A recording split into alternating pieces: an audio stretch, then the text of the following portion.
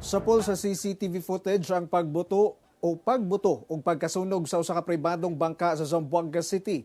Hinuon 5 ka pasahero niini lakip 3 ka minor de edad luwas atol sa insidente. Ani ang report ni Krisa Dapitan.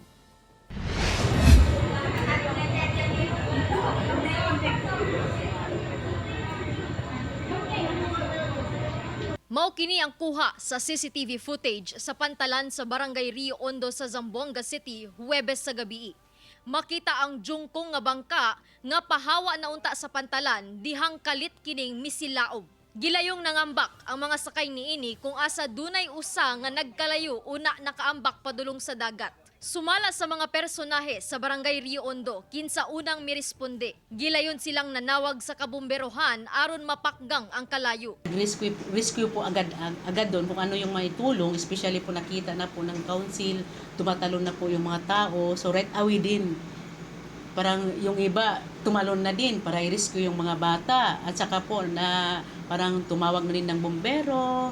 Gilayon sab miresponde ang kabumberohan ug Coast Guard Zamboanga. Sumala sa kapulisan, sakay sa maong bangka ang 5 ka pasahero kinsa pulos magbanay nga residente sa Pilas Island sa Basilan. Naghatod lang matud pa sila og mga baligyang isda sa Zamboanga City ug pauli na sa Basilan dihang nahitabo ang insidente.